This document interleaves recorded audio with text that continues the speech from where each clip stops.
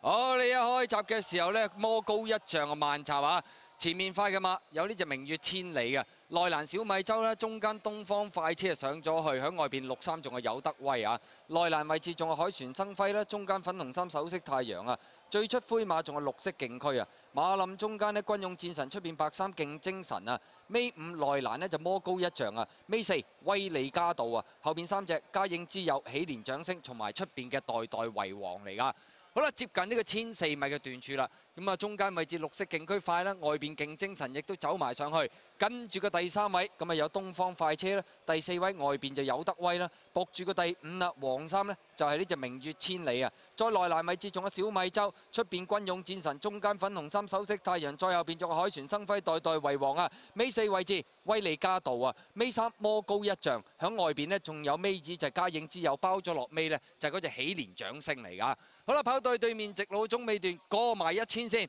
前面勁精神放有德威第2位，內欄第3咪綠色勁區啦，東方快車冇一條欄亦要出咗去第4位，慢慢上啲啦，中間仆住個第5啦，明月千里啊，再外邊軍勇戰神內欄第6位呢，仲有小米洲，中間粉紅衫首飾太陽啊，響外邊位置呢就係代代為王啦，後多少威利加道呢，紅衫嗰隻尾衫啊執緊㗎啦，響佢外邊粉紅衫嘉應之友，後邊2隻魔高一丈揈到最出呢就係嗰隻喜蓮掌聲嚟㗎，好啦入直路啦，前面透出嘅馬呢，就係呢隻有德威出咗嚟先，東方快車拍住佢，攝內欄海船生輝，內欄魔高一丈揾緊位，外邊打衝鋒仲有明月千里，最出嗰邊呢，仲係喜蓮掌聲啊，最後100零米啦，明月千里響中間鬥緊埋邊海船生輝，再外邊仲係喜蓮掌聲，中檔位置就係代代為王，最後50米啦，明月千里壓住海船生輝，兩個咪拋甩咗，明月千里贏打比，